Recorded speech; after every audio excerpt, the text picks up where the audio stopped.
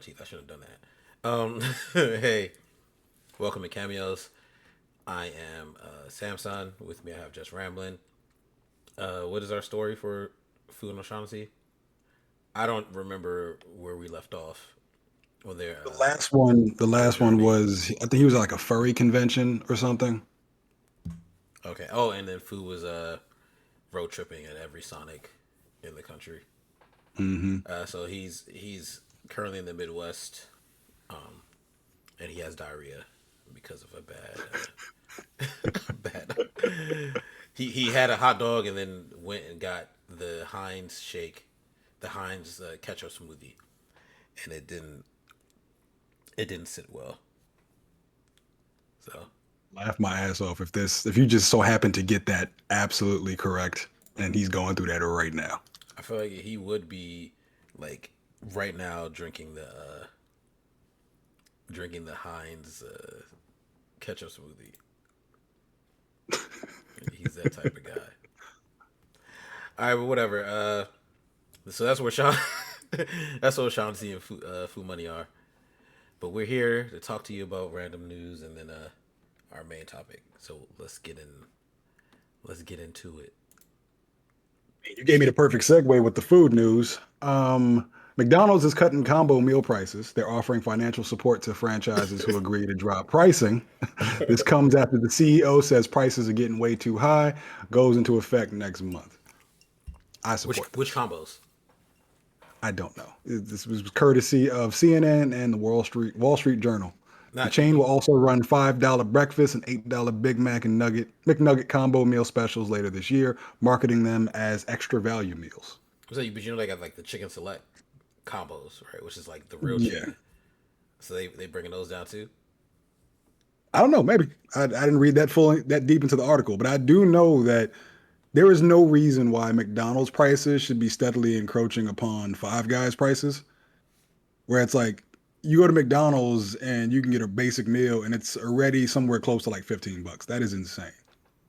Yeah, I refuse to like go to. Well, I'm gonna go to a fast food spot and Mhm. paying like that much money when I can literally just go to like Five Guys or Z Burger and pay the same amount and get better quality food. Like it doesn't make sense. I Yeah. just gotta wait a little longer. Yeah, I So should be able to destroy my organs for cheap. yeah, I don't get it. Besides the hate chicken, I'll get the hate chicken. The hate Hate chicken chicken. fire. Hate chicken. Let's hate The chicken. chicken of hatred. Chick Fil A. Elaborate. It's Chick Fil A. Oh,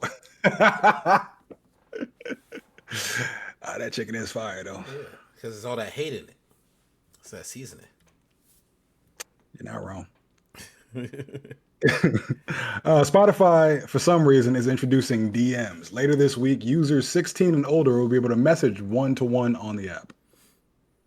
I think everything needs like, or companies think everything needs like a social aspect. Yeah. I don't know. I'm not like going into anyone's DMs on Spotify. Like for what?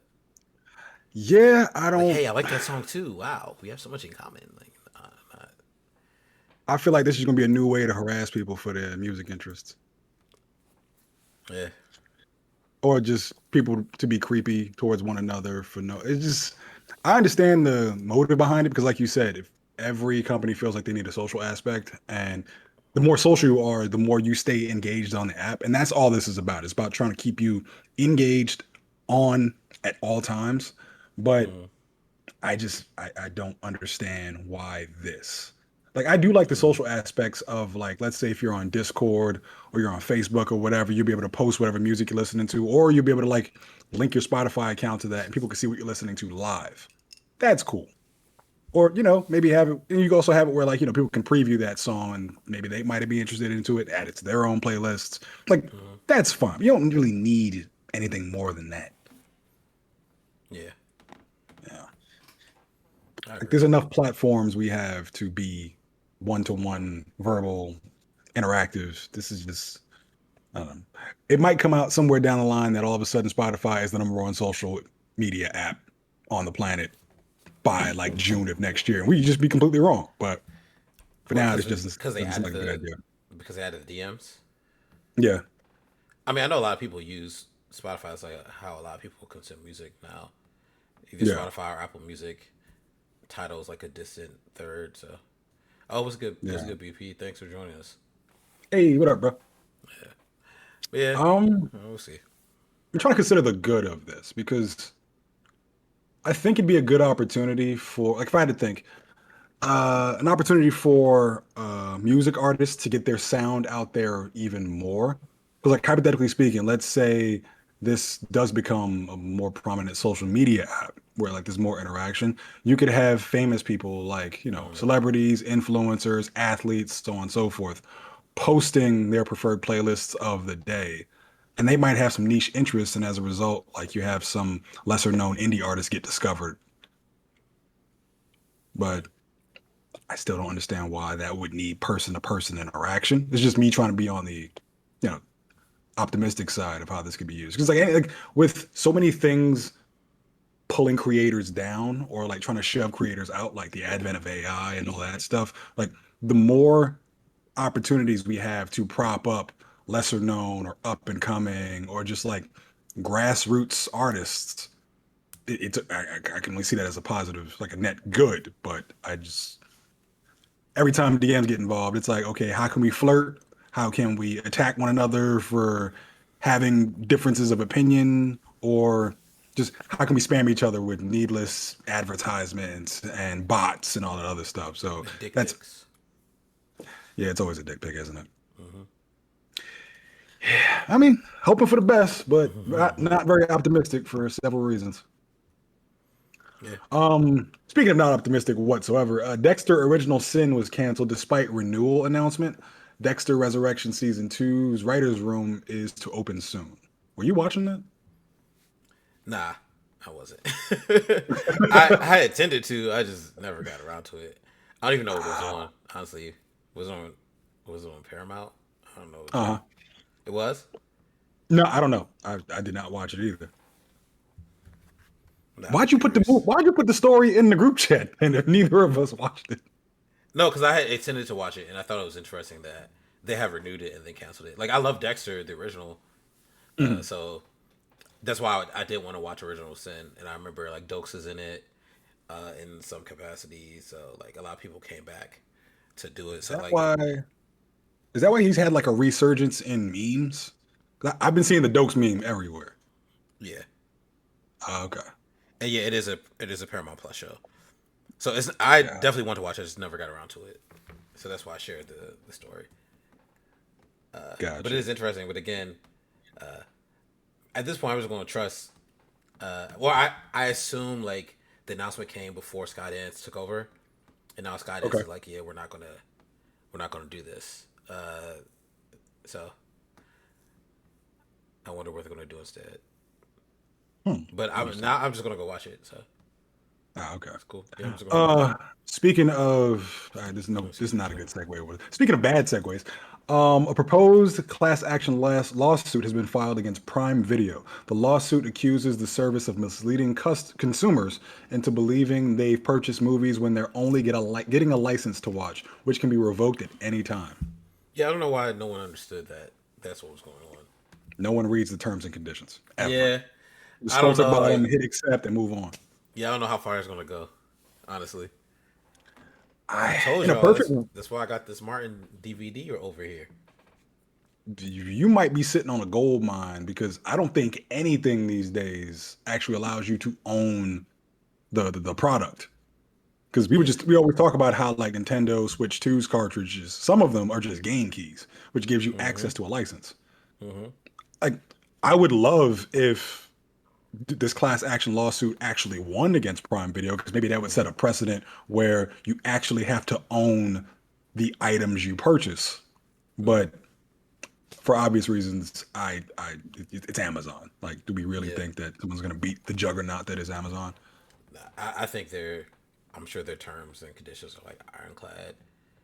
Yeah. But also, like I knew that anything that's purchased there, I don't own, which is why I wasn't buying things from Hmm. from there. Yeah. So I don't know. I don't think it's a. Well, no, I remember. Doesn't the thing say it says like rent or buy? right? Yes. So maybe that's where the distinction is, right? So even though it says buy, you're not actually the license is still limited, so you're not actually buying it. The word buy is in fact misleading Okay. because So it's I like found rent or rent for long time. That's what it is. rent indefinitely. Yeah. I found the terms and conditions. Conditions. It says limited license to digital content, subject to payment of any charges to rent, purchase, or access digital content, and your compliance with all terms of this agreement. Amazon grants you a non-exclusive, non-transferable, non-sublicensable limited license during the applicable viewing period to access and view the digital content in accordance with the usage rules Hmm. for personal, non-commercial, private use. We may automatically remove digital content from your compatible device after the end of its viewing period. Yeah, but you can't then say you can't market it as buy, right? The options are still Mhm. rent or buy. I mean, they've been doing that for I don't know how I mean long that now. that is in fact misleading. You can't do that, regardless of what's in the terms and conditions. Mhm. Plus, I'm sure the terms and conditions are for either renting or buy. Like it doesn't change, regardless of the one you choose. So Mhm. as soon as you say like, yeah, buy this, a consumer would assume that okay, now I own season two of My Wife and Kids. I own Yeah. this now. In reality, is no, you don't. Mhm. It's still a license, even though you selected buy for this. So I Yeah. get it. Never mind. I changed my mind. I think these folks got a case. I see. I agree with everything you said, and it should Mm-hmm. be like that. But like, should doesn't exactly always hold up in a court of law. So you said that like a consumer could assume that when they click buy, they are purchasing this product to own. Yeah, But because that's what it means. When I go to the store and I yeah, buy something and I leave with it, I own this now. It's this. That's the context of that word buy. But the yes, terms and conditions say the opposite. So that is in fact misleading. Like by yes, but definition, that's uh that's I not can tell what you buy right now, means. a lawyer could very easily argue that you are aware of what you're purchasing because you already clicked accept on the terms and conditions.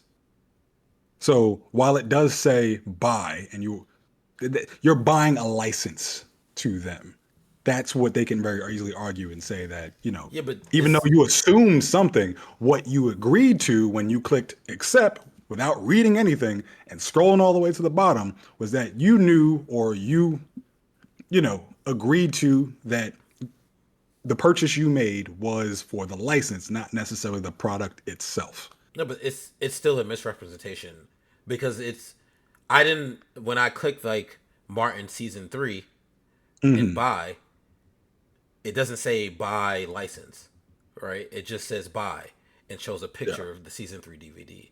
That is a I agree. misrepresentation. If it said license, that's different. It doesn't matter if you hide it in the terms and conditions.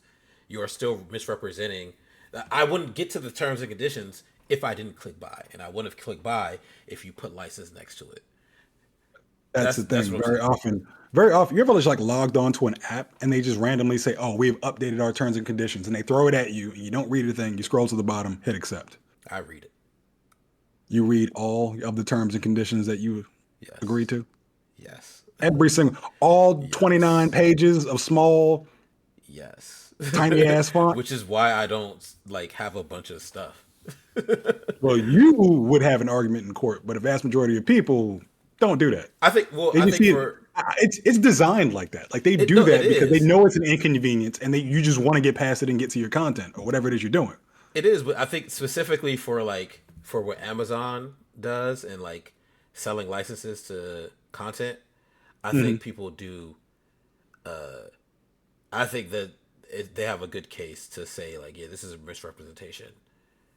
Specifically, like by Hmm. definition, the word "buy" means like exchange for payment. Yeah. And if I without the caveat of license next to it, I think like we talked about this before. Mhm. Like wording matters, and I'm trying to remember what that was in reference to. I can't remember it. But that does matter. I do think that's a misrepresentation of like what you're actually doing, No, no, I regardless agree. of what's in the terms and conditions. And I think even though you accepted the terms and conditions, if the initial like action is misleading, you could have a case there.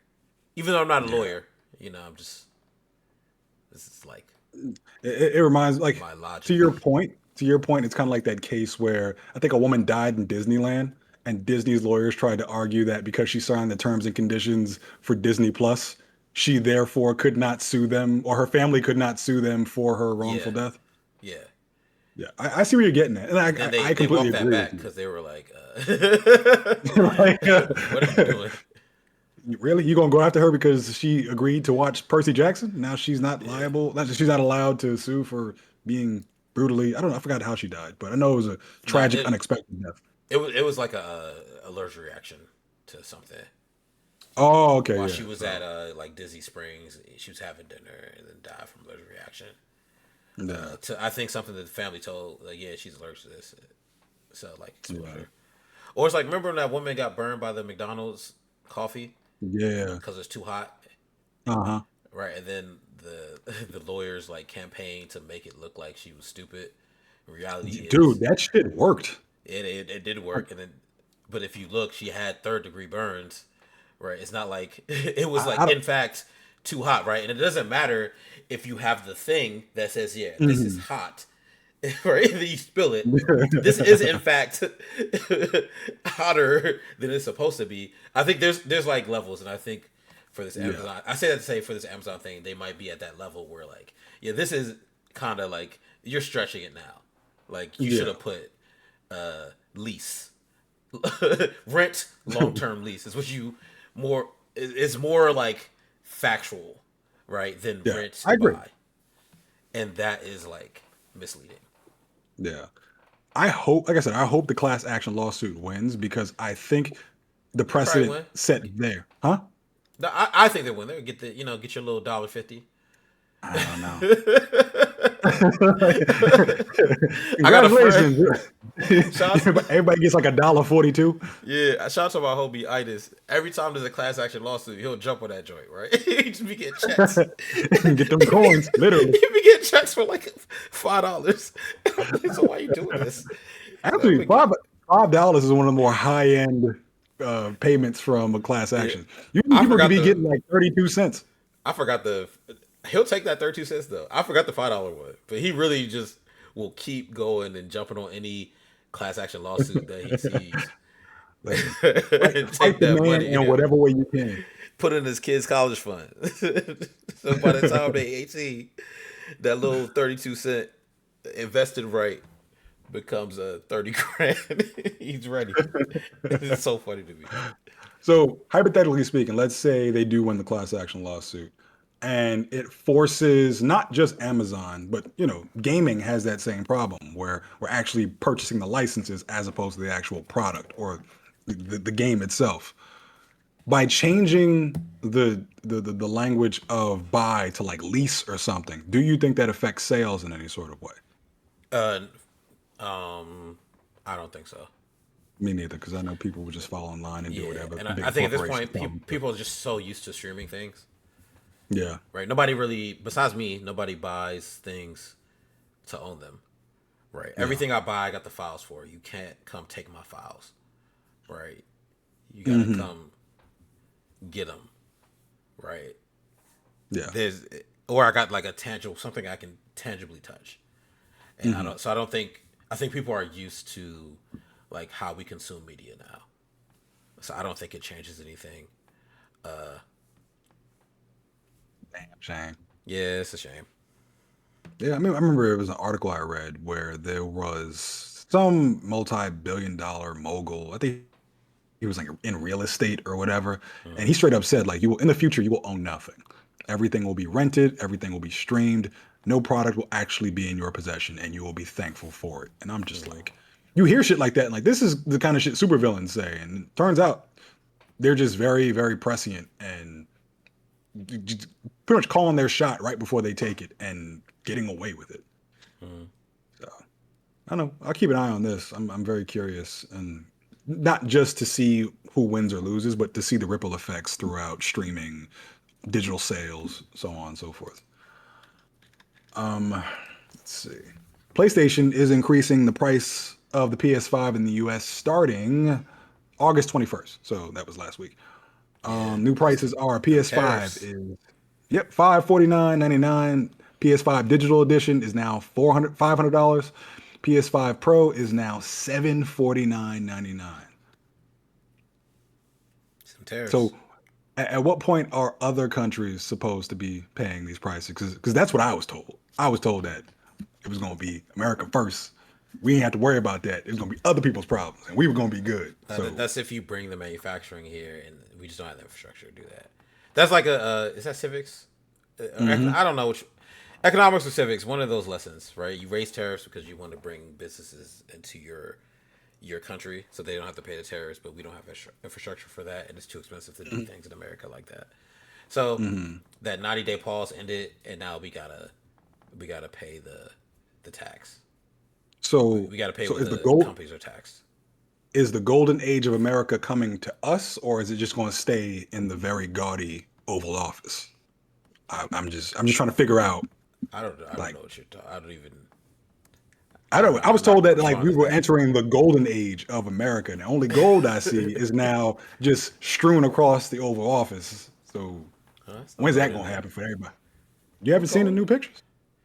I don't. There's a lot of gold in there. A That's not my lot. news. So that's not my news. I don't really It's care. it is even if you're unaware of it, and it's very depressing. I would not. Oh, I'm sorry. I just understand how things work. Yeah, I'm waiting for prices to come down, and it doesn't seem like it's happening anytime soon. With it get unless they put another 90-day pause like we had before. I know like we put one on China. So again, it hmm just depends on where they manufacture things. I assume Sony just doesn't manufacture in China. I think a lot of places manufacture in Taiwan, right, Yeah. or Indonesia. And then I know some companies got like a pass, right? They got a pass so they don't have to pay the tariff. But that's like it's like luxury stuff. Like Rolls Royce is like got like a hey no don't worry about Yeah, it. So they good. yeah. Rolls Royce, no, also known as the everyman vehicle, right? Exactly. Yeah. Just we all got I one of got one those. in my garage with the umbrella. I'll show it to you later. Got you. I saw one sitting on hubcaps in the parking lot on the way here. Just Steam's content removal could be a wider consequence of Project 2025. Turns out that all the fights we've seen against censorship have a direct line to Project 2025, which we've heard is an effort to reshape America in a more conservative light. So it's believed that video games, any sort of explicit content, whether it be violence or pornography, is to be censored heavily to the point of now you will be needing identification to gain access to it. And it's been pushed by a group called Collective Shout. We discussed Yeah, this on one of we the talked earlier about this episodes of the before. podcast. Yeah, And yeah, it's all part of the plan. As yeah. who was the Joker said that once? I don't know, but honestly, y'all gotta stop being gooners anyway. I don't really care. Just stop playing hentai games. Oh, it's not just hentai games. They're coming No, for games like I Grand Theft Auto. know. Yeah, Go read a book, and or just go rob somebody anything. for real. Get out, touch some grass. Please, we do not actively condone any sort of violence on this wonderful family-friendly podcast, as I my mean, if good the friend robbery Sam goes well, you likes to don't need no remind me. violence. Again, we do not in any way. Let's move on. 4chan is actively refusing to comply with the UK's new Online Safety Act. The site's been fined $25,000 plus daily penalties, but it says it won't pay. I mean, they don't It have to didn't. pay. 4chan is a U.S. company, so Yeah. for them to pay, the U.S. has to then impose that fine on 4chan. So it's like the UK imposes this 20K Yeah. fine. They just got to ask. No, sorry, this is not for you. This is for like for the listener, Ah, I got right? The you. UK imposes a 20K fine on this American company, but they have to like ask our government first, and then our government has to then say, okay, you got to pay this, right? So there's it's not likely our government will say 4chan pay this fine. Yeah. And for context, that the what's the act do again? It gives the UK government like the ability to like censor specific things and hold on, matter of fact, where's it at? Let me look. Uh, power to relevant power to designate, suppress, and record a wide range of online content that the UK deems illegal or harmful to children, which is probably everything on 4chan. So of course they not going. You're not wrong. Yeah, and Yeah. they probably won't have to pay. Yeah, I agree again that children should not have access to sites like that or any sort of pornography or excessive Yeah, violence or anything of that nature. I agree. But to strip liberties away from everyone else as a result, like I believe in small government. Like I don't feel that is the government's job to do. I think that's on the parents. Like, Yeah, why are they stepping in when people should just be paying attention to their children? Also, everything we submit, whether it be like identification to getting access to whatever website, it's all going into data collection and being sold off to the highest bidder anyway. yeah, So and it's I never a don't. bit about children. Yeah, and again, like I think when we saw the UK doing this before, I was like, yeah, Hmm. that's not coming over here. There's no way. And look at that. 4chan is like, yeah, no, we're not Yeah, doing that. So, yeah. and I'm all for like Um, protect the children, but like this not it. I don't think, like you said, like the government doesn't need the power to decide. Right? There's like a slippery slope into some other things. yep. Yeah. And it gets slipperier, more slippery every day. Oh, sorry. Not we'll decide in that way, like that unilateral power to say, like, nah, shut that down, and then take it out. Like, nah, you don't need that. Yeah. Um, Several game studios, particularly indie developers, are delaying their game releases to avoid competing with the highly anticipated Hollow Knight Silksong, which is supposed to be launching Mm, September 4th. Games like Demon School, Eternal Lucius, I don't know if I'm pronouncing that correctly, and mm, Baby Steps are all postponing their launches because they just don't want to compete. Eternum Game Studios put out an official statement saying, "Hey, listen, we care a lot about what we created. We have a lot of faith in it. However, it will absolutely be overshadowed in the event that we release in the same window, let alone the same week as Hollow Knight Silksong." mm, And I agree with this. Like, we're going to see a lot of game studios do the same thing for Grand Theft Auto next year. We often crack the joke about how what's the name? Horizon Zero Dawn should have listened and taken this exact same measures to avoid their game being overshadowed because they launched right alongside what was it? Breath of the Wild, the first one, mm, and Elden Ring. And both times, which, mm, you know, Horizon Zero Dawn, both games are amazing, both the original and the sequel, but no one gave a damn because they were too busy trying to beat Morgoth for the first time or running around and beating on. I forgot the name of the enemies in Breath of the Wild. What are they called again? I The little never played brown. those. I never played it before in my life. I don't know what they are. But anyways, yeah, people focused You gotta on find things. O'Shaughnessy in I already forgot This is where why he we need is. O'Shaughnessy and his Nintendo loving self back. This man almost got me to buy a Nintendo Switch 2 a few weeks ago when we were talking about Donkey Kong. Yeah, you should I was out. have. No, no. Now the price I, price of I the I do brick went not up. want I do Literally not want because to they were comply. bricking. The price of the I, brick went up. I do not want to comply with those horrible anti-consumer practices. Hmm. Um, Demon Slayer Kimetsu no Yaiba Infinity Castle crosses 200 million at the global box office. It's the biggest Japanese film of the year. It's projected to debut with over 20 million domestically, and it's in theaters September 12th. That's so crazy to me because this is literally going to be on. It's going to be on. what, like Crunchyroll, wherever you watch your stuff. Yeah. So it's like only like anime and like content from like Asia is taking over at this point Oh yeah. Between because this they're and Naza too. yeah, because they're the only ones that could get both markets.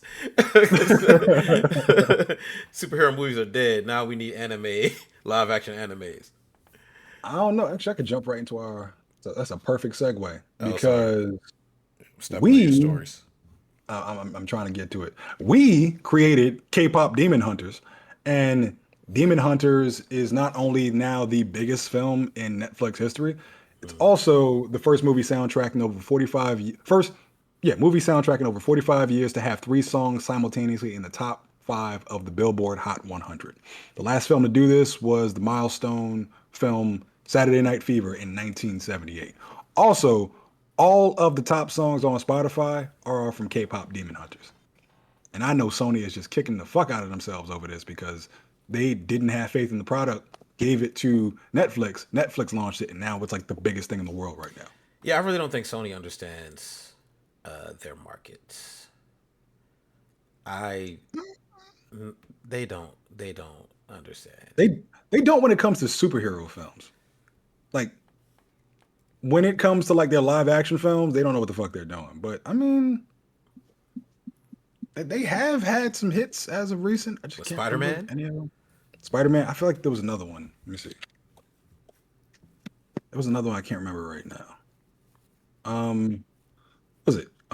Mickey 17. That was another one. Was a pretty big hit. was it? It's very It was good. critically. It was critically acclaimed. Yeah, critically acclaimed is not the same Yeah. as like blockbuster. Let's make this money. Yeah, that's a fair point. But no, they've had some decent movies, pretty good ones too. It was just 28 years later. That was another one. So, but it's IP, just they just eating off that IP. yeah. So Again, I'm they of don't. two I minds don't on think they this. understand anything. I think they have an IP that they know is going to work, and then put it out. But like that original stuff, that's when they're like Hmm. That's fair. Okay. struggling. So if Sony had held on to K-pop Demon Hunters and released it through theaters, would it have become the worldwide sensation that it is? Yes. I you, elaborate. Animated, right? Already appeals to Okay. kids, right? Matter of fact, when we saw the homies kids, they were literally dressed up and singing these songs. I don't know what you're talking about right now.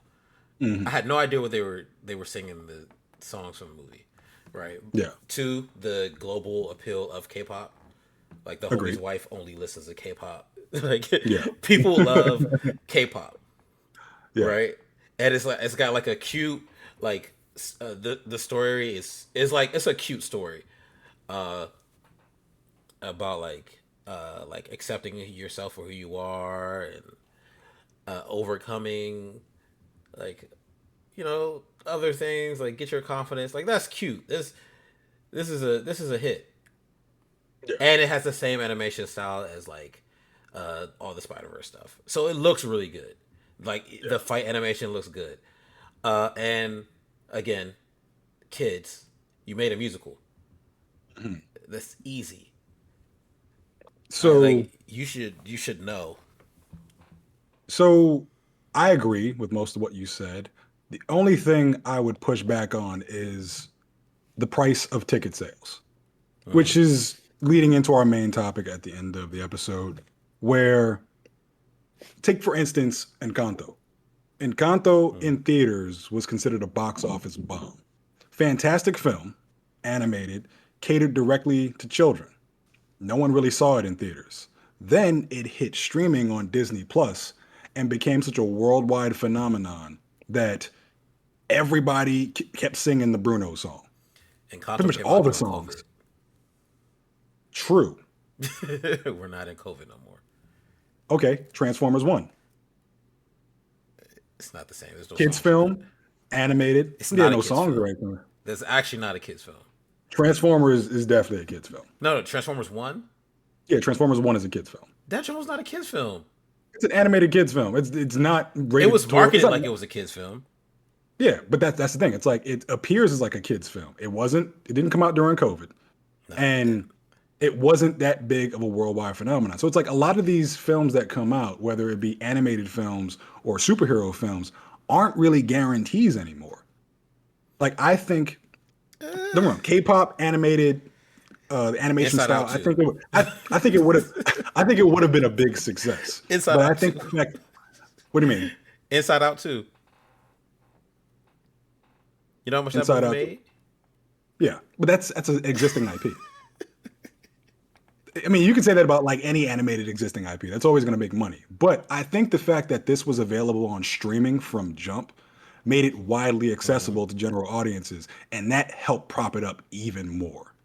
I'm not doubting that it would have been a success, but I do wonder if it had a price on the as a barrier to entry that it might have hindered its worldwide superstardom. And it kind of would have followed like an Encanto route where it's like people would have saw this, Mm-hmm. kind of dismissed it as like, oh, okay, it's an animated film. It looks kind of cute. I don't think I'm going to pay to go see it.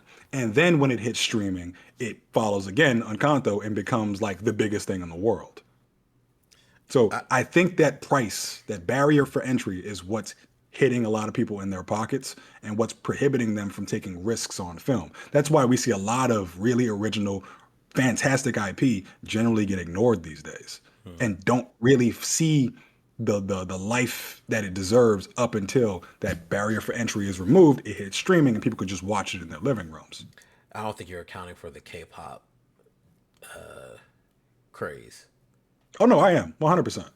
I think that K-pop takes over the top, man. It No, don't I matter how much that ticket is.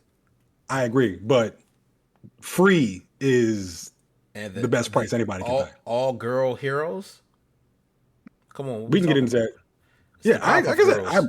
I agree, but Powerpuff I Girls of think that Korea. What we doing? the Well, hold fact on, that it literally. Hold on. same hair colors and everything. Yeah, I just thought about it. That was Blossom. Buttercup, Bubblecup, Buttercup. The one girl had the same hair as Buttercup. Fighting the Rowdy Rough Boys. Like, Yeah, for real. there just isn't a green one. That's the only difference. They was fighting the Rowdy Rough Boys. Literally. But like I said, I think it would have been a success, absolutely. But I think the Yes. fact that people didn't have to pay for it, that helped a lot. Because Yeah, I again, think like, it helped a lot, but again, I don't think. I think Sony would have made more money if they released it in oh yeah, theaters absolutely. than Netflix. Because again, like Netflix, Netflix doesn't release their. They still don't release their like streaming numbers. I don't think, right? It's not like they got more They subscribers actually, because of film. yeah, Oh, did they? yeah. It's hard to tell which, like you Right. said, they're pretty secretive about their streaming Yeah. numbers. So how much money did they actually make by having that film on Netflix? Right. Whereas like, even if how much did it cost to make K-pop, uh, Demon Hunters? Let me see.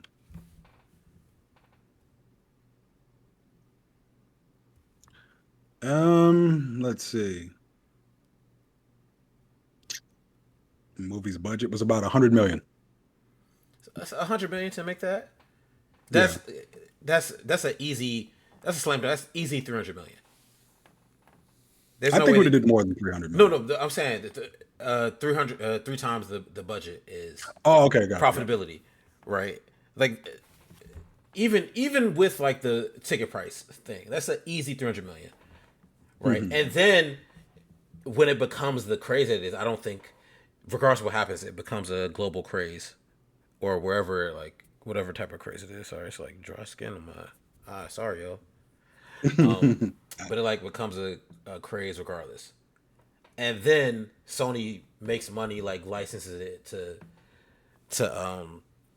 to sell wherever you gonna sell it. Yeah, but So I think they I, probably would have did better keeping it had they had just a little bit of faith in their like IPs. Oh yeah, they absolutely would have done way better by keeping it because Yeah. they would further be able to cement themselves as like the place to go for animation, like high quality animation, Yeah, like this Spider and Verse.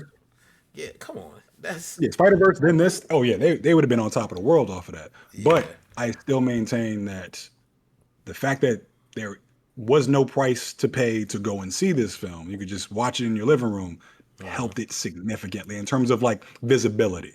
If you want to talk about like box office draw, yeah, releasing it in theaters would have absolutely been the best move. But in terms of like Hmm. the most eyes possible, I think Netflix made the right move with that.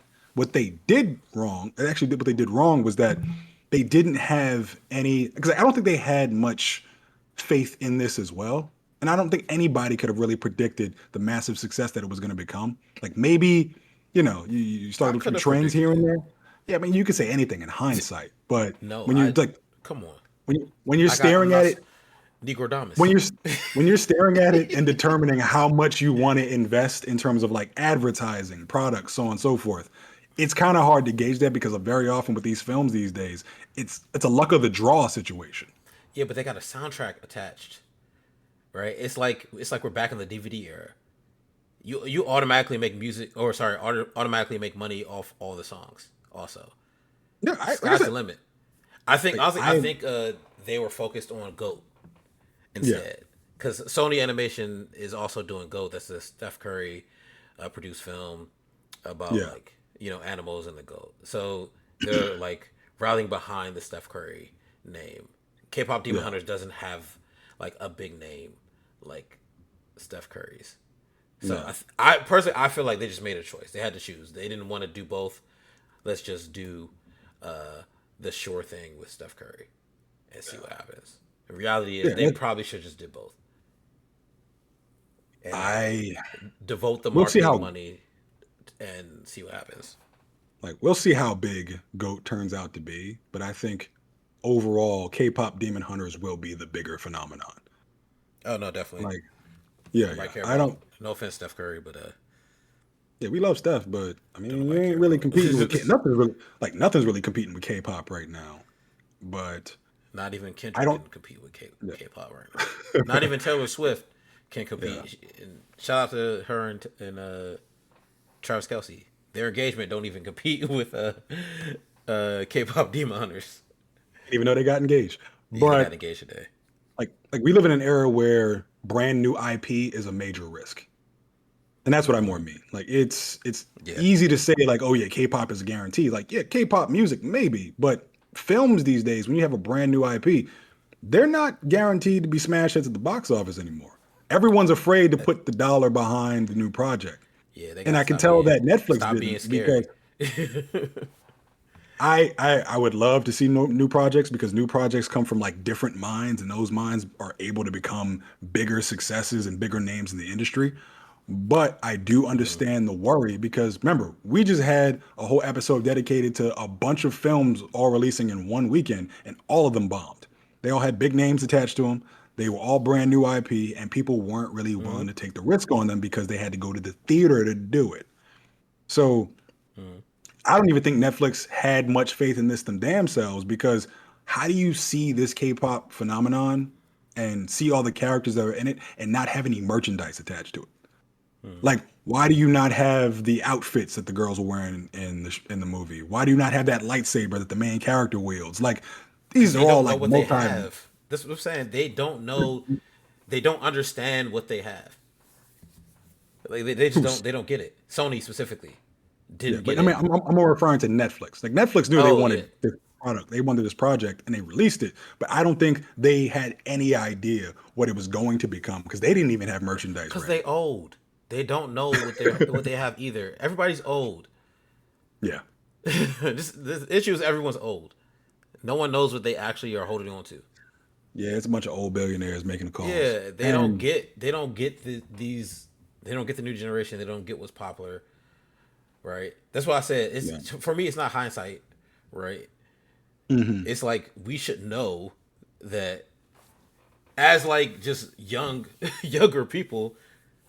I see hmm K-pop. I see like Spider Verse animation, and I see uh like Korean Powerpuff Girls and Variety Rough Boys, I know like, oh Mhm. yeah, this is. Let me go ahead and get some merch ready. Yeah. I'm about to make 1 billion. I don't know if it's that easy. I think we can say that now because of what it's become. But You playing?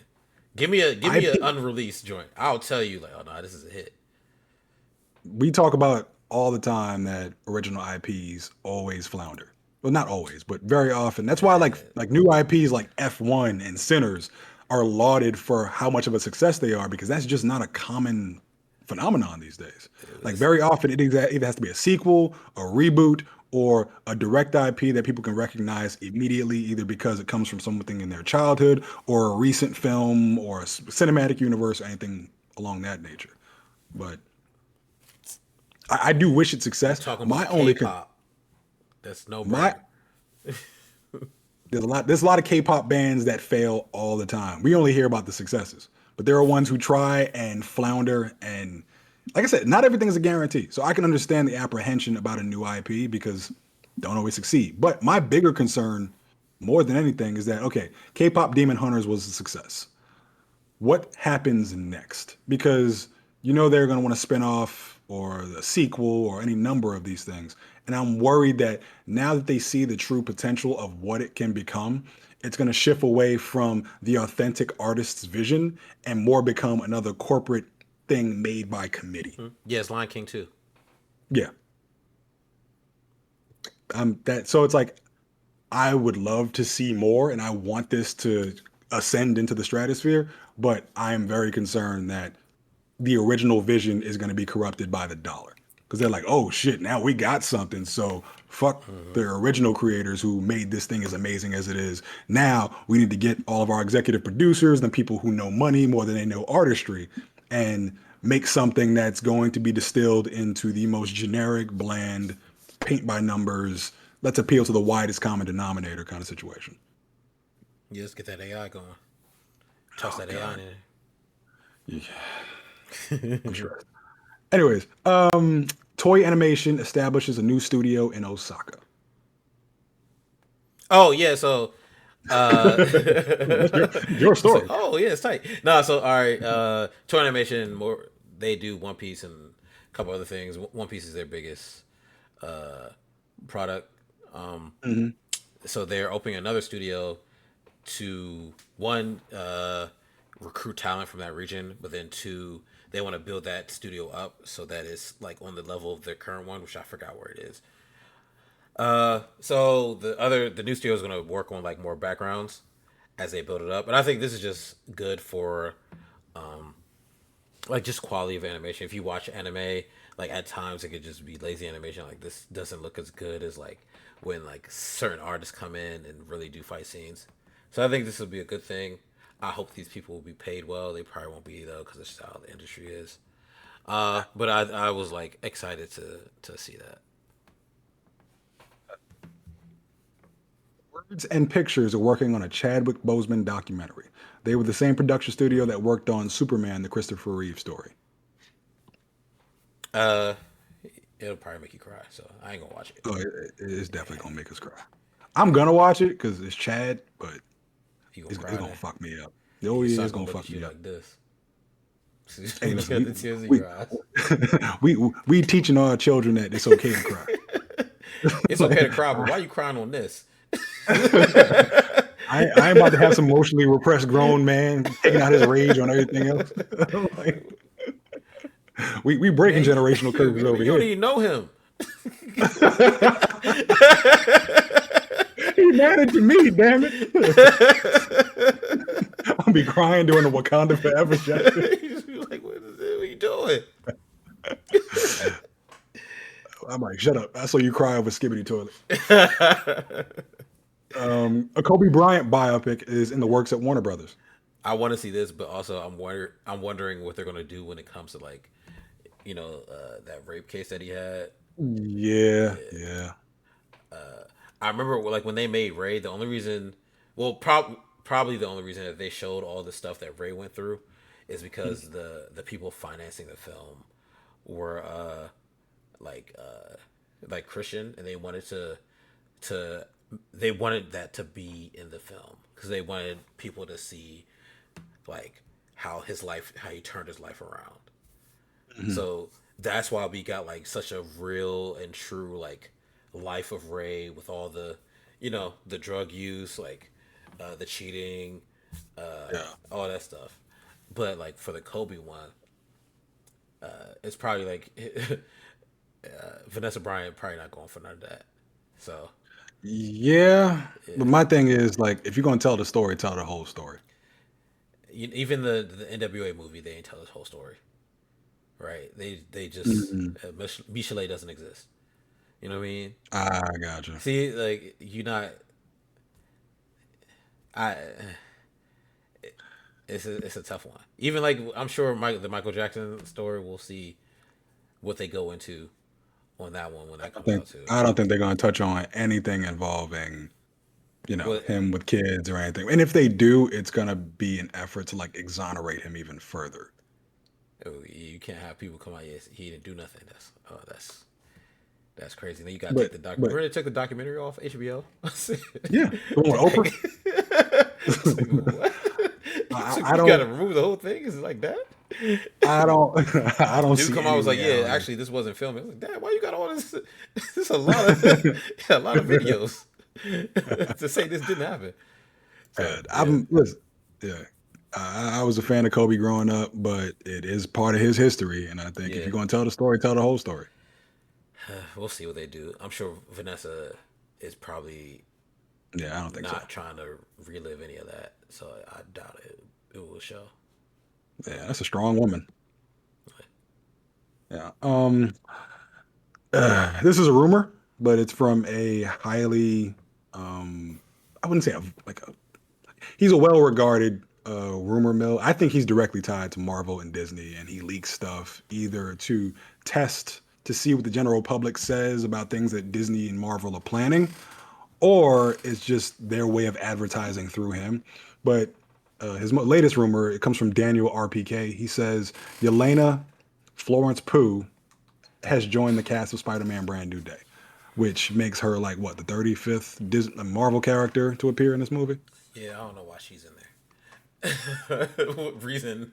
Maybe she wants to recruit Spider-Man to the new Avengers, I which is what Thunderbolts are called now. Yeah, but I mean, there's The a lot of corporate names Avengers. attached to this. Yeah.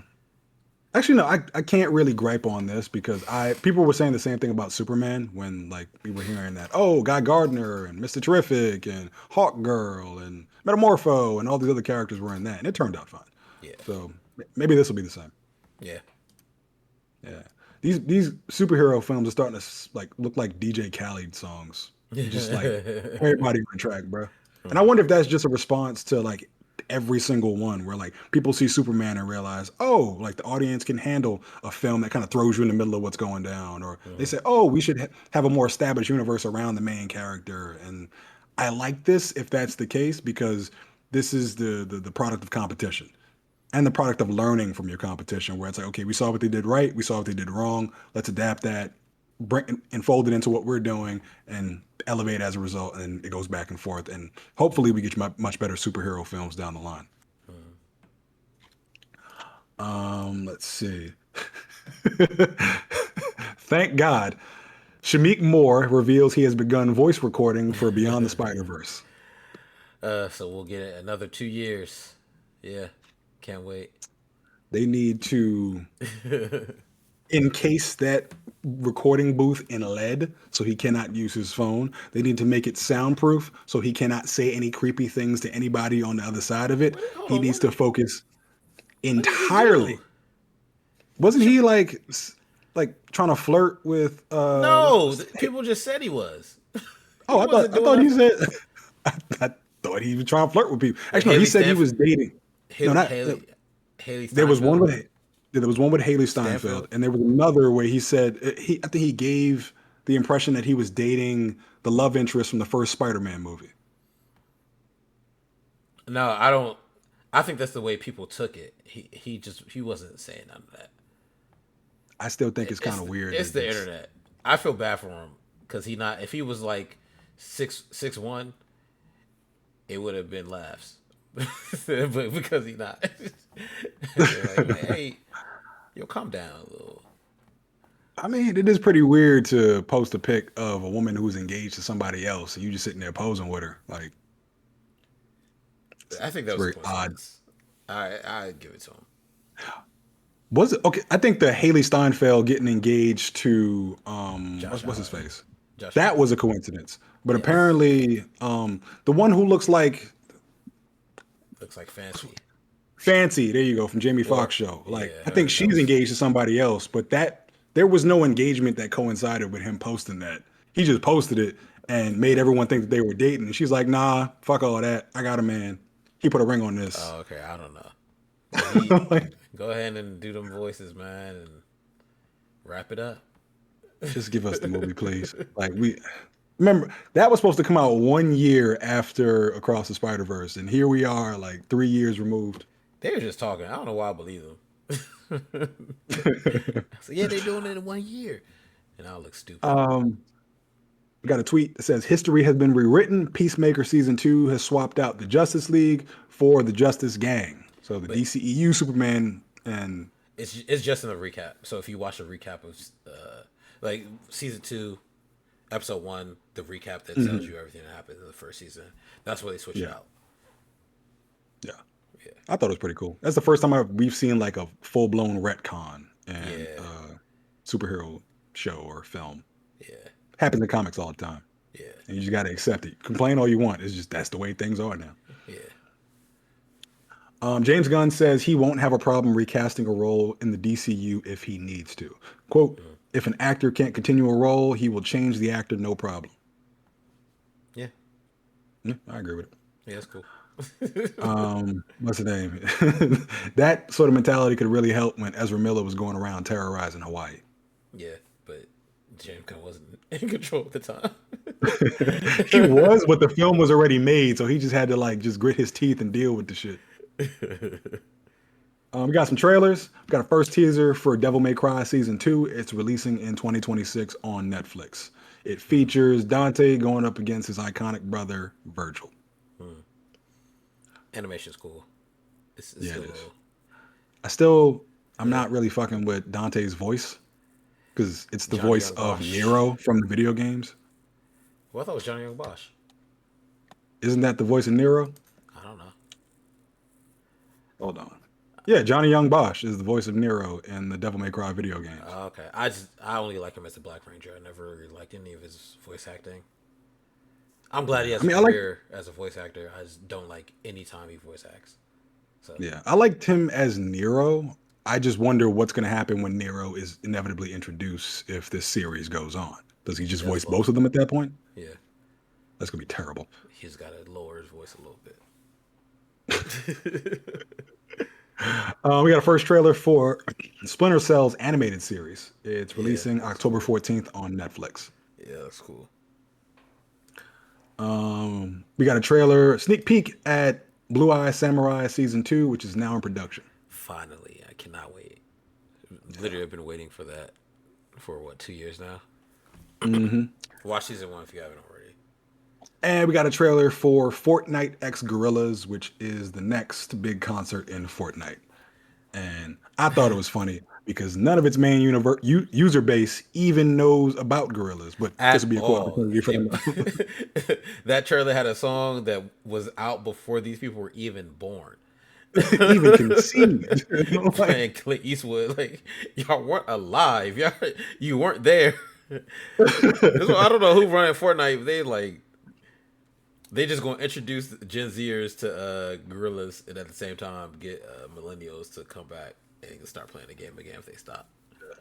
I think this is pretty cool, even though like the main user base doesn't even know who they are. Because one, this is a cool opportunity for them to get to know gorillas, Yeah, and I think gorillas with its animated aesthetic combined with its music would very much resonate with Gen Z and beyond. So I think they're gonna, gain a lot of new fans off of this.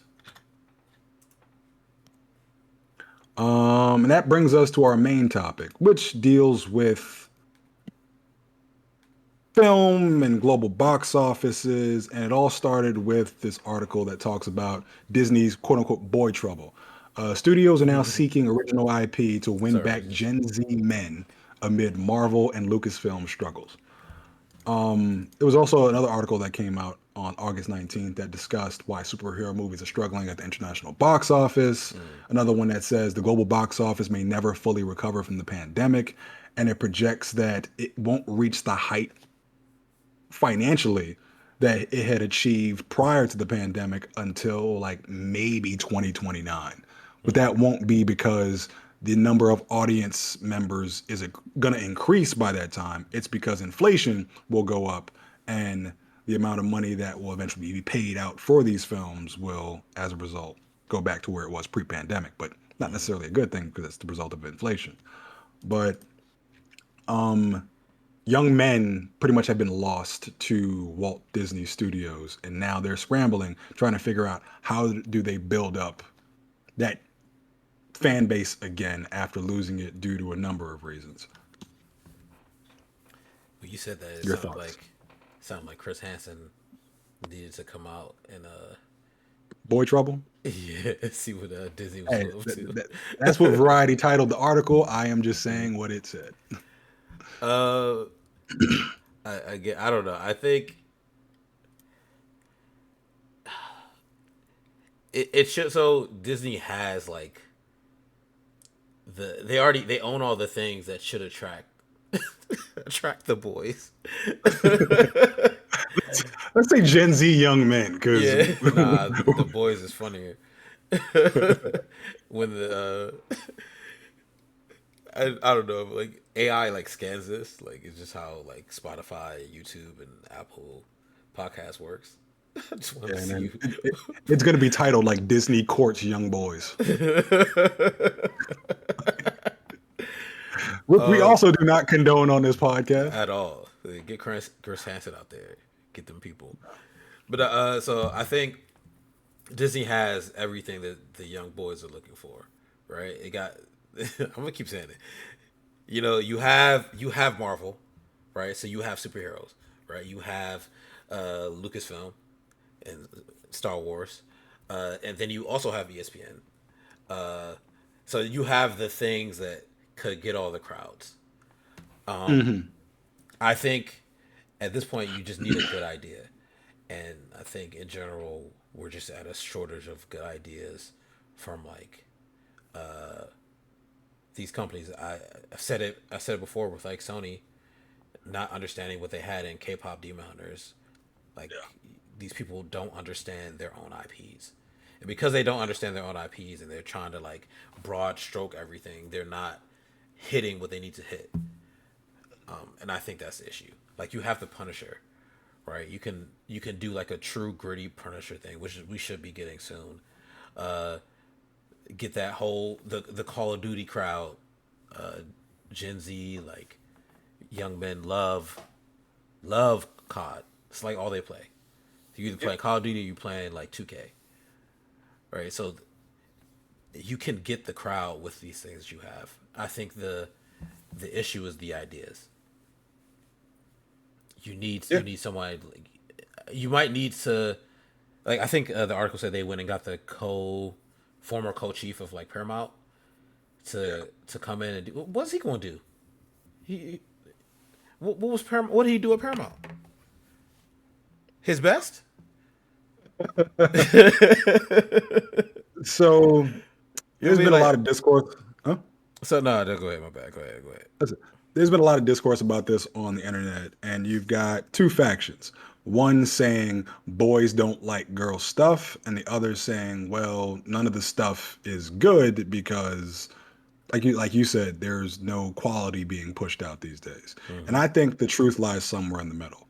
Mm-hmm. One, yes, the stories that have been pushed out by Disney and either through Marvel or Star Wars have not been good, whether it is a male lead or a female lead.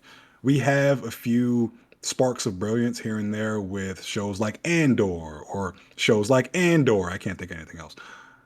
But as a result, like there's nothing that's really like captivating that's coming out of Lucasfilm or Marvel. On the other hand, Disney hasn't really been catering to young men like that. And I do think that the same way women deserve to be seen in film, young boys deserve to be seen and recognized as well. So when I look for any sort of barometer on what young people perceive, I look to like my son and his friends, and Disney stuff is virtually non-existent to them. Everything is Mm. like streamers, um, video games like Fortnite, Minecraft, so on and so forth. Like we grew up where like Disney was like a staple in our childhoods, whether it be with like Lion King or Hercules or any number of these films. Like they were very like, deeply important and very much a part of our childhoods. But to like up and coming generations, I don't really see them like attaching to it in the way that our generation did. And out of curiosity, I went and looked up Disney's upcoming films over the next I don't know, year or so. And from this year on, we've seen Snow White, which came out this year, Lilo and Stitch, Mm. Elio, Freakier Friday, Tron Ares, Zootopia 2, Moana, Toy Story 5, Frozen 3, and then we have all the Marvel movies and everything. But like, of those films that I mentioned, which one, aside from like maybe Tron Ares, but it's unfortunate that Jared Leto is the lead of this, but like what really caters to young men? Like, Mm. we haven't really had something in the vein of like Indiana Jones or Pirates of the Caribbean, like things that young boys Oh, really resonate with. we do though. Elaborate. Percy Jackson. You're right. We do. Respect But Percy Jackson. I I I don't know if that's resonating with like Gen Z young men though. What's after? Like What's the generation after Gen Z? Gen Alpha, I believe. That's like my So son's generation. so I guess it's resonating with Gen Alpha and then me. Yeah, pretty much. It's like if you think about it, Percy Jackson is very much like a millennial property. Like, our Yeah. generation read the books, and now we appreciate the live action adaptations. Yeah. But like, Also, like attaching to Gen, huh? no, I was gonna say also I should probably clarify. So the former co-chief of Paramount is Daria Sir something I forgot to say her name. But I should clarify that she's specifically over like Disney live action, right? So that means all that Marvel stuff and that Lucasfilm stuff, she's not using that. So it's like specifically what can they do under the Disney imprint to bring in uh, to bring in the young boys.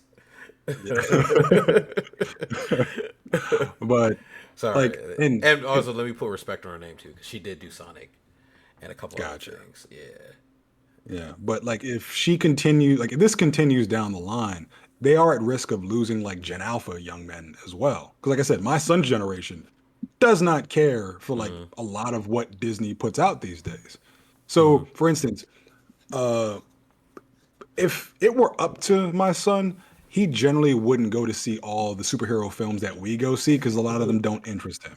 Like he was interested, like really interested in Superman, and the only reason he wanted to see Fantastic Four was because he believed that the Thunderbolts were going to make an appearance in them. Oh, So after Thunderbolts, yeah, post credit scene. So yeah, okay. Thunderbolts, which very much felt like that kind of like rock'em sock'em action film that was geared like Gen Z men could appreciate. Like that resonated with my son, and he's like, "Oh, I want to see more of that." Even though that film it literally stars a woman, but the other cast of characters they're all really cool. Bucky's awesome to see. Red Guardian is funny and quirky. Sentry looks awesome, with all of his powers and everything. My son saw that and he's like, "Oh, I want to see more Thunderbolts." So like now, anytime it comes to like a Marvel property, he doesn't care about Fantastic Four. Not the way I do, of course. He doesn't even care about like Avengers Doomsday. Every time I bring up an upcoming Marvel film, he says, "Are the Thunderbolts going to be in it?" And I said, "Oh, I don't know about Fantastic Four, but they'll definitely be in Avengers Doomsday." He's like, "Oh, Yeah. okay. I'll come back to the theater with you to go see that." So like, you know, young boys do need that sort of like power fantasy. And, for as much as we make fun of Man of Steel on this podcast, Man of Steel very much catered to a lot of that. That's why a lot of Gen Z young men absolutely adore Man of Steel. Because it very much is that male power fantasy Yeah, brought to film. Where, cause they don't go to the gym. I mean, even the ones who go to the gym, like, like, like, bro, Gen Z young men fuck with that movie heavy. And like for Mm, a while I'm sitting there like, am I going crazy? Like why the hell would anyone like this? But if I put aside my own preferences or my own desire for it to be accurate to the comics, I can see why a film like that or like a lot of the Zack Snyder stuff appeals to young men because it's just that mm, raw testosterone aesthetic. that's what y'all like, huh? I said young men. I ain't say young boys like you That's what would. y'all like. Y'all like seeing buff dudes in spandex. You want to know something funny? That's absolutely true. So Mm. while yes, women may like muscles, but men love muscles. So a lot of times we see like those shirtless scenes in superhero films. That's not exclusively catered to You be like, women. ooh, when Hugh Jackman's shirt came off, it said, ooh, But it's look it's it's at that. hilarious. But it's also true, and it's like it's not in like a homoerotic sense, although it might be for some people. And you know Yeah, what? it That's your probably is for thing. some I people. support you. We love you. Speak your truth. Yeah, get your But oils out. it's also because like these superheroes were designed, or these superhero actors are designed around action figures, Oh, things that young boys. I hate that you put this in my head. yeah. Things that young boys interacted with as children. So they see their fan. How do I get through this next sentence? There Like, you go. they see the things they imagined when they interacted with these action figures as a Okay. child reenacted on screen, and as a result, they connect with it. There's not much of that in movies anymore. Well, but I think like Disney's not gonna do anything like that. And I They think should. Disney got to get away from like if you want to attract you want to attract young boys, you got to get away. Bro, the title of this episode gonna be wild. But if Disney wants to like get those Gen Z youths, specifically the men, they're Hmm. gonna have to get away from like that. I guess that classic Disney approach to things, like that family, wholesome, friendly thing that they do, because that's not what Hmm. this new generation is like anymore, right? Because they grew up on these rough and hard video games. They grew up on Grand Theft Auto. Yeah, You want to appeal to them. You're gonna. It's unfortunate, but you're gonna need something at least more violent, yeah, right? To really get them in. Like if Disney made like a Disney original like action yeah, animated thing, right? With like a great story. You don't need any this it doesn't need to be too deep. It just needs yeah, great animation, right? Like great fight scenes. Uh, you'll have like Gen Z like that. It yeah, does. You don't need to be compelling. It doesn't need to have the jokes. It just needs to be good and not like over the top. So it's you can get like the 13-year-olds can their parents will still bring them to it. yeah. That's the only way Honestly, it's gonna work. there's a ton of IP that Disney already has. Like, it doesn't have to be violent. It could just be something that like young men resonate with. Like, Well, for instance, one of my well, they favorite have. Disney films of all time is Treasure Planet.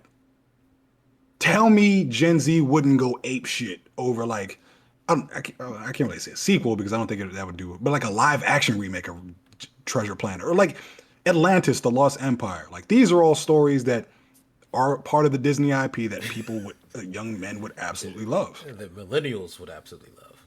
We gonna love that. Okay, fair point. In the same vein of like a Treasure Planet or a Titan AE or Atlantis the Lost Empire. It doesn't necessarily have to be, part of that IP, but something that taps into that same, that yearning for adventure that so many young men have. I still think you need a fight scene, no songs. Oh, 100%. Yeah, Fight fight scene, scenes and action, all of yeah, that. it just needs to be straight action. We don't need nobody Yeah, singing about and that's perfectly fine. I wanna get my treasure. Like, nah, we don't need Hold none on. of First of that. all, first of all, I'm not gonna let you disrespect Treasure Planet. Treasure Planet gave us one of the greatest Disney songs of all time, and I don't John know that song. Resnick's "I'm Still Here." Everybody know that song who got culture. Nah, Tarzan's the best.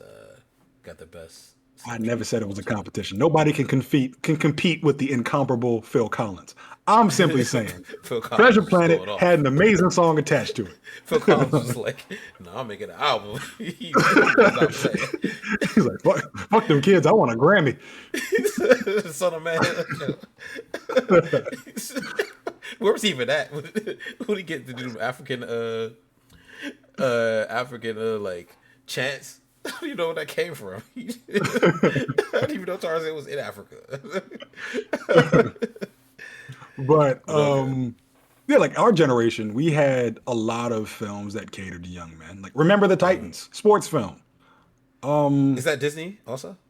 Yeah, it's Disney. I remember it used to come on Disney Channel all the time. Yeah, I actually Yeah, do love Remember the that Titans. movie. But Remember the Titans. I don't think like we're a different type of generation. I don't think that resonates with like Gen Z anymore. I really think it's either Gooner content, right? So you can put like a I don't know who's the favorite Gooner girl these days.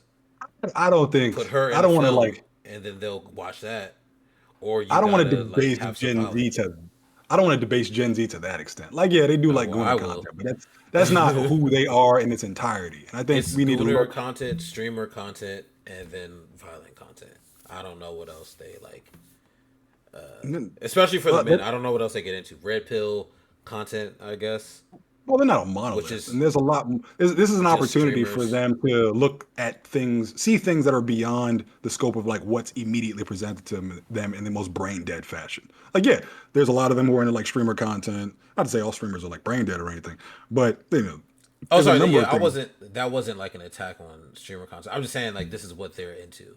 The things I name are like the things that most Gen Zers are into.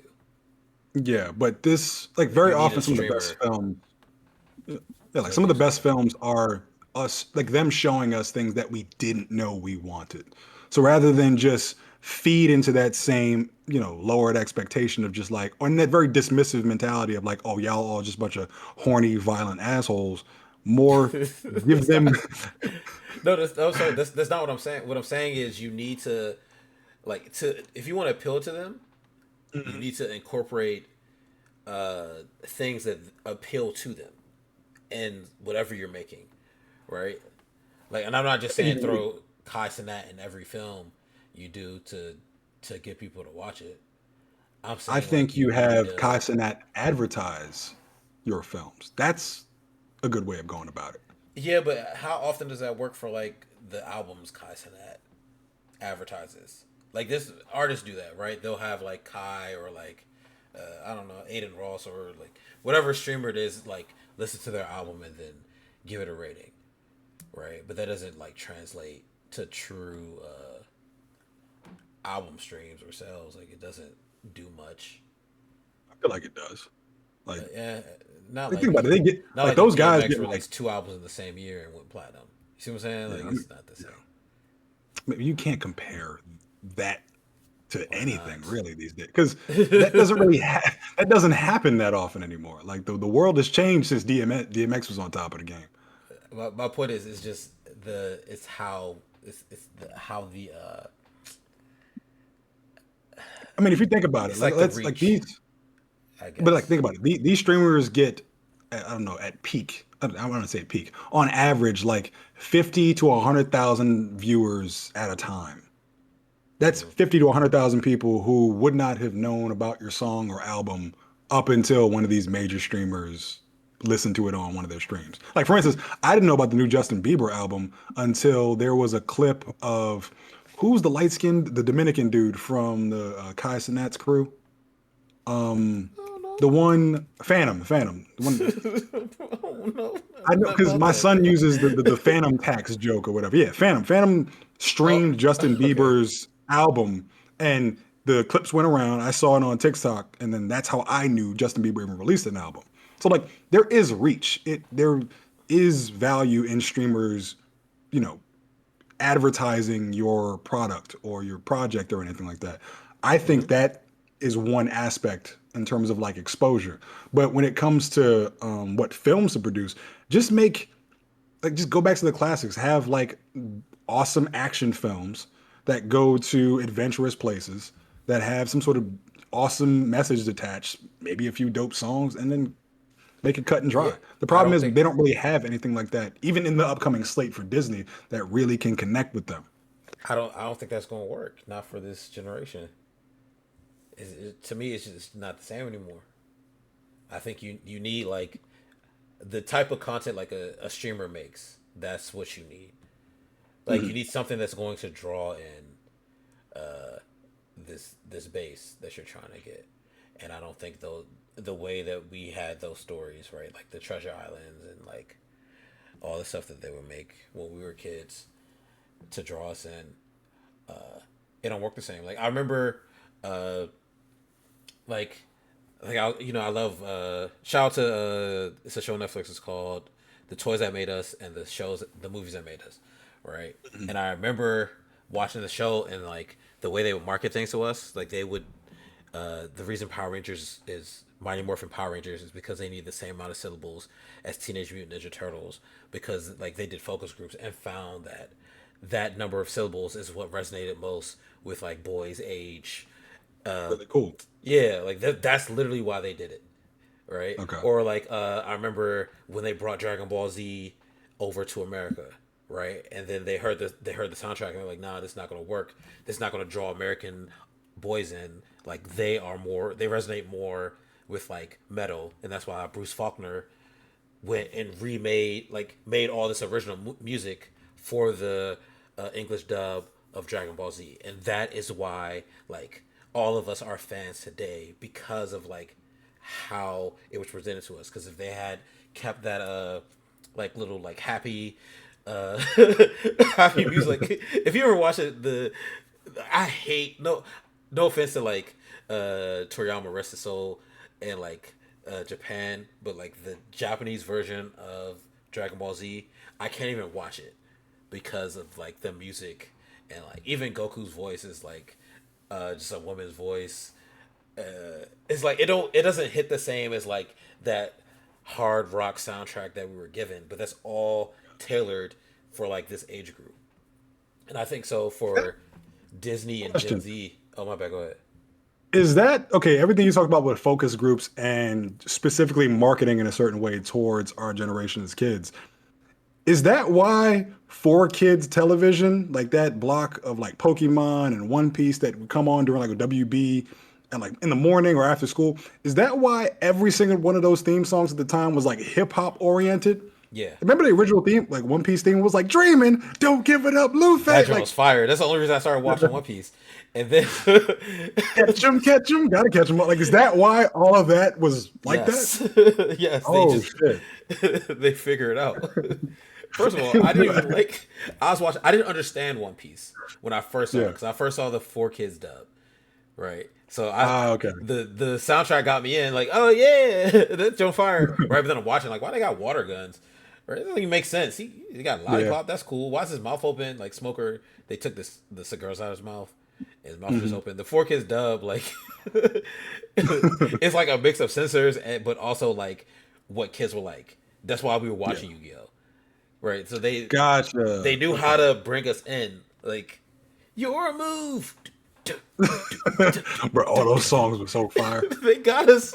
They hooked us. You know what I mean? I did not give a shit about card captors growing up, but I know that song beginning to end. Code Lyoko, actually, no, I did fuck with Code Lyoko, but like all That those was a good songs were song. so damn catchy, and I dead ass would like watch the episode only because I wanted to hear the opening thing. But sorry, continue. But so I they need that level of like focus for Gen Z, and I think just Gen Z is just a different type of generation that we are. The no, and this is not like I'm not like uh no shitting on Gen Z. Like no offense to them. Like I got a Gen Z brother, you know what I mean. But like let's say even like with music, right? The people's attention spans are shorter, so music Yeah. it just isn't as long anymore. That's just the way it is.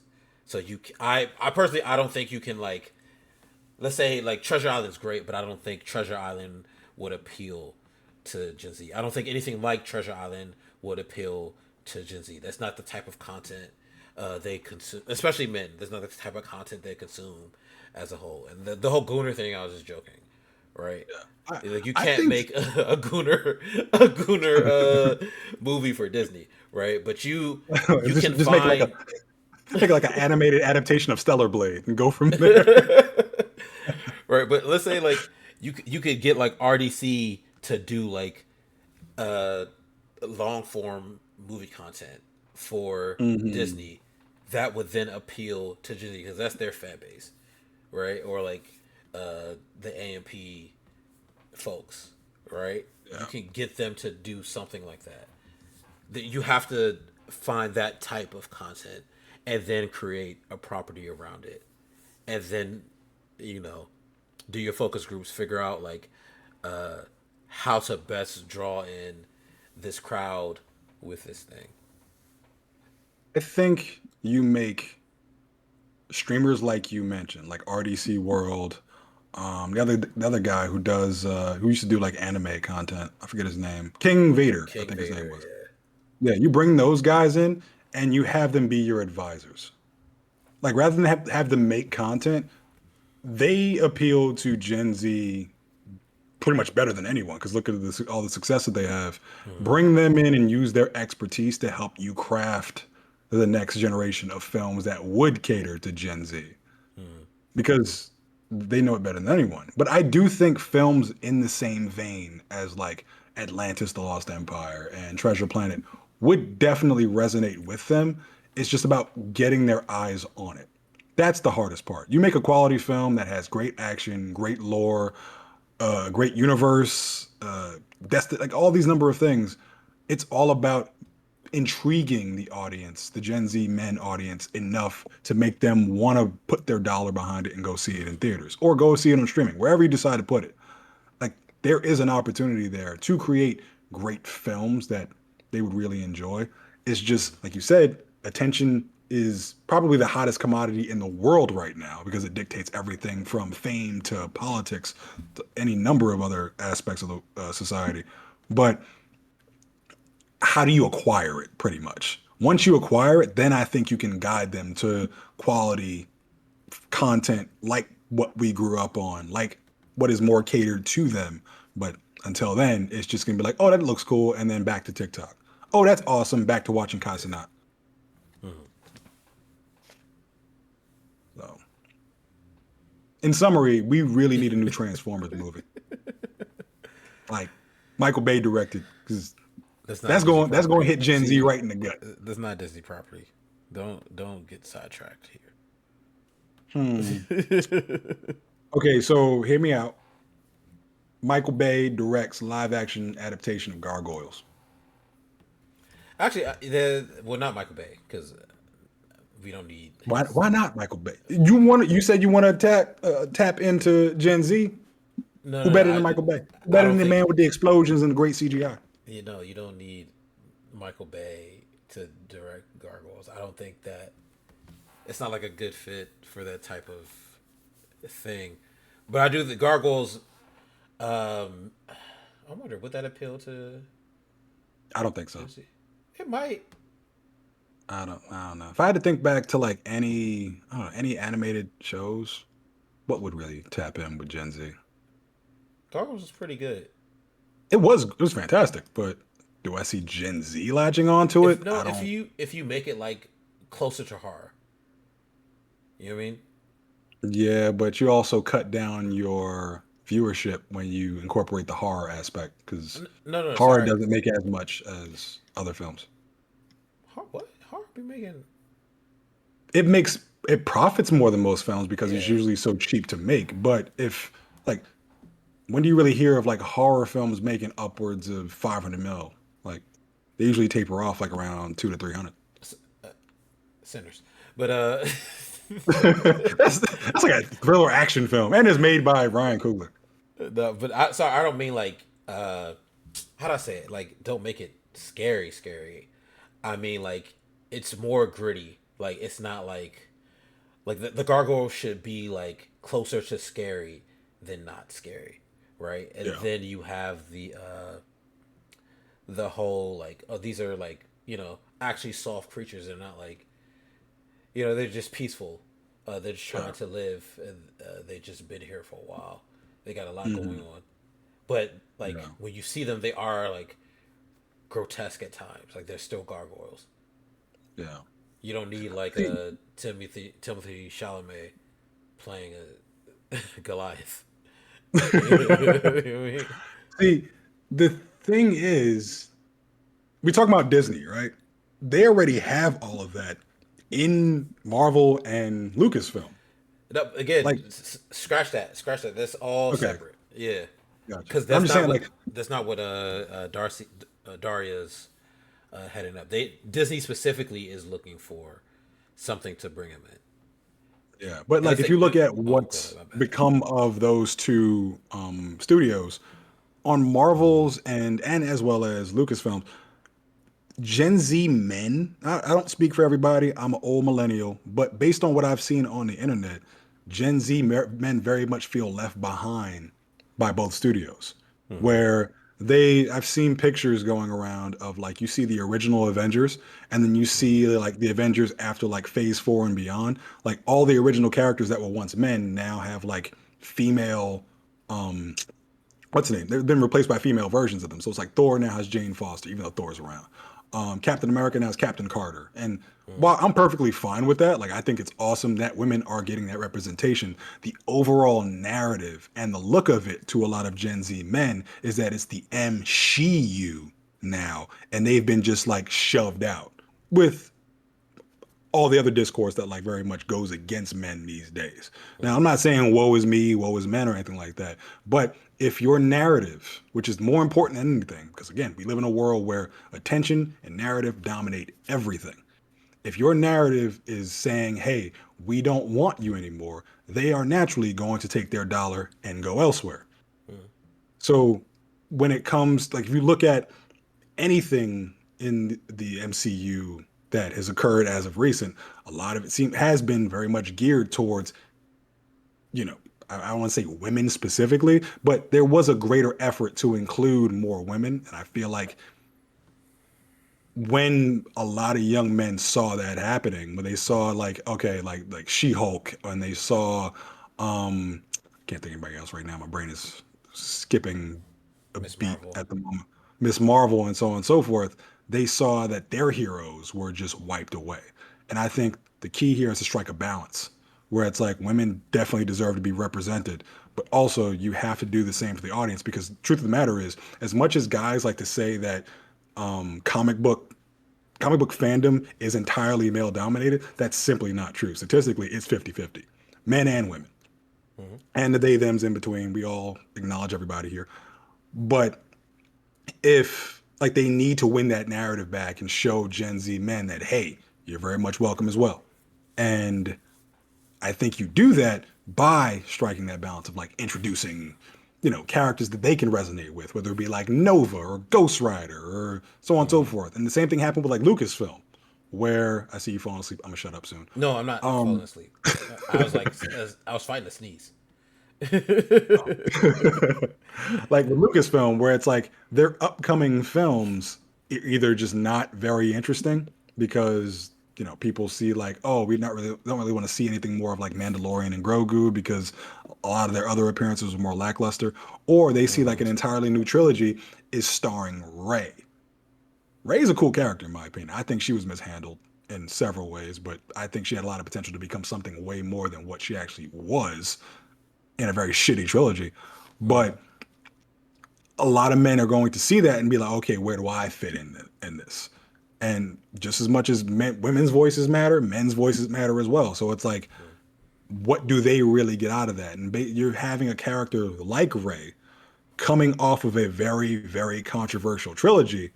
At what point does that make Gen Z men go, oh yeah, I'm definitely on board for the next one?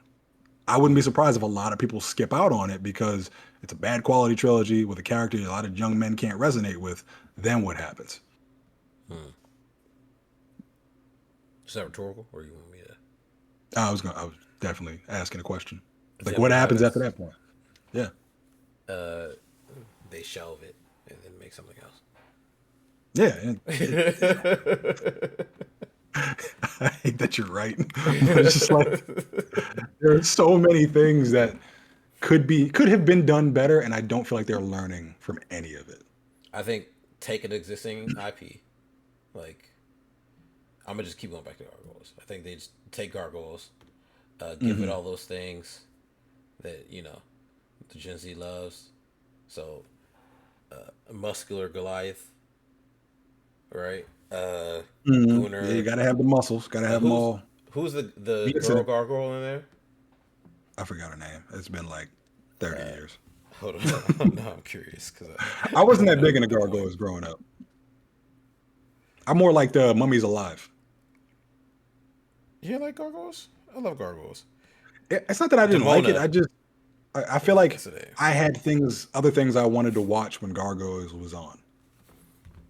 Oh, okay, but all right, so they Yeah. get Buff Goliath, right? Gunner, Demona, Hmm.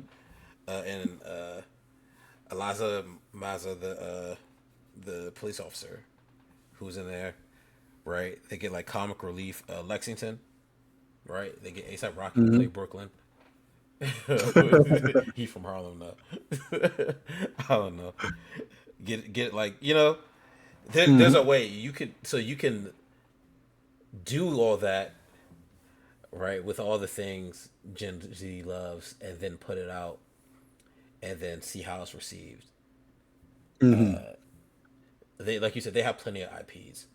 Like on the Disney side, specifically Disney side, they got plenty of IPs to choose from. So I think there's a path. Just let's get back to them like true focus groups, right? Like They don't just whoever they keep hiring for these focus groups need to get fired because they just make terrible decisions. yeah. I don't think they like actually go talk to. They probably like talk to their kids. I don't think they talk to like real Gen Z boys. They just go talk Yeah, to the probably. ones at their house. Like, hey son, Yeah. so what do you like? And their little nerdy kid.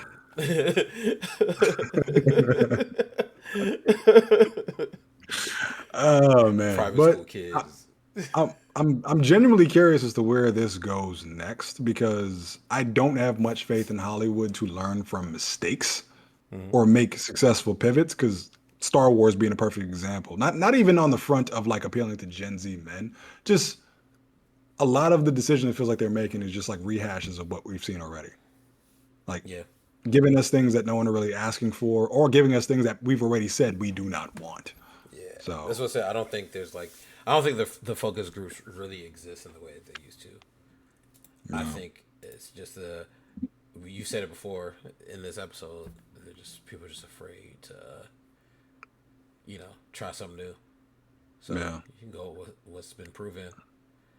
yeah. And the last point I'll make is that I think there's a lot of good in taking a risk that's not necessarily a massive box office success, but it's just good enough to rebuild audience goodwill. And I'm using Superman as an example where we would have all loved for it to go on to make $1 billion at the box office. Same with Fantastic Four. And even though it wasn't the massive box office smash that we wanted those films to be, they were good at showing the general audiences that, hey, one, Superman has been remade for a new generation that actually believes in hope and that's fun and that kids can see as an idol that doesn't tell them to let their parents die in tornadoes. But on the other half, Hey, you got but on the other end, you got Fantastic Four, where it's like Marvel saying, "Hey, we can still pump out quality again. If this film would have came out in like 2018, y'all would have threw $1 billion at it, no questions asked." yeah, So Disney needs to recognize that the first things they necessarily put out may not make $1 billion at the box office, but if they're good enough to make the audience be like, "Oh, okay, I didn't come out for this first one, but maybe I'll come out for the second one because this first one was dope and I saw it for free on streaming." That's how you gradually rebuild the audience. It's not going to be a massive smash the first time out the gate, but if it's just like a base hit, you'll get a home run down the line. yeah. What you watching? Peacemaker new season came out You saw the first Thursday. episode? Yeah, I have theories and opinions. Maybe we can discuss that next week. yeah. We'll talk about it. So I am excited to see. excuse me, where that's going. It is like a multiverse type thing, but it seems like Hmm. it's done in a better way. It's already more interesting than anything Marvel was doing, like out the gate. So it's really good. Yeah. And then I watch K-pop Demon Hunter. It's not for me, I will say. Hmm. Uh, and I think that's it for me. Highest to lowest. I don't know if I said that I watched that, but I did watch that last week or 2 weeks ago. Loved it. Hmm. Highly recommend. Shout out to Spike Lee and not Malcolm X, Denzel Washington, ASAP Rocky, and even Ice Spice, who was in there for Huh. one line. You know, Apple deliberately held the release in theaters to just 1 week in a limited amount of theaters because they want the big reaction to it to come from going to their streaming service. I thought so. I thought it was 2 weeks because I Well, remember 2 weeks. Well, in whatever like limited release it exists in, excuse me, Apple did that on purpose because they want more people to watch it on their streaming service than in in theaters. theaters. Man, they trying to kill the theaters, man. Yeah, theaters need to I fight don't. back. I'm not built for this era, man. I wish I was born. I don't know, in like the '60s or something. What era was Yeah. it like where you had to watch porn in like the movie theater before VHS? That's when I wish I was born. I don't remember, but watching porn in the movie theater doesn't sound very enticing No, either. sorry, I just I don't mean to watch porn in the movie theater. I just need the era where like there was nothing before like you had like VHSs in the way like the era where VHSs were really starting to first come out and become popular. That Oh, that was era our of era. like, That was our era. We were in the golden age, man. but Like 80s and the 90s. I want to be old. Like I want to be Oh, you old want to be now as it like that stuff is phasing out because so pretty much you want to be born at an earlier time and then enjoy those things yeah, as an adult. and not be Well, dying. I have good news. I have good news and bad news. Actually, no, I pretty much got all bad news. In order for you to do that, you have to be born during the roughest parts of the civil rights movement. That's fine. I'll be out there with I, my umbrella and my jacket, raincoat. I I don't know if I enjoy VHS movies enough to be hosed down and have dogs sicked on me down in Birmingham. So I'm ready to fight for my people, man. But no, I mean, I think as a millennial, we were very fortunate to have the childhoods that we had and everything that we got during our childhood. Because Yeah, it's all going away now. everything in this era feels so very superficial, and it's all because corporations are just trying to take as much as they can. Yeah. But at least we got "I'm Still Here" by John Resnick on the Treasure Planet soundtrack. All right. What are you watching? Because it's not that. Peace, Peacemaker. That's all I You got. watching Treasure Peacemaker, Island? and actually I'm close to beating Persona 5. I think I got like 3 months left in the storyline, which might translate to 3 months in reality. But I hope to say at some point in the next maybe 2 to 3 episodes of this podcast, I will be able to announce that I have finally completed that long ass but awesome game. Yeah. Okay. Well, there you have it, folks. Thanks for tuning in. Check us out on YouTube, the Spotify, Apple Podcasts. There's probably other places that I'm just blanking on right now. Um, yeah, I don't know what's coming. Something's coming out soon that we should probably talk about, but we'll get back with you. What's coming So out and next week? something I don't know why I'm blanking I on don't know. this We'll one. we'll figure it out. Yeah, come Tuesday we'll be like, oh yeah, so this comes out. But yeah, until then, check out Peacemaker season 2 episode 1. Check out K-pop Demon Hunters because everyone else is. Check out Persona 5. Check out Or about Percy at least Jackson 6 months to beat Persona 5 Royale. and all the new animes and yeah. Oh, Kaiju number 8 season 2 is out too, so check that out. All right, until next time, y'all. Peace. Peace.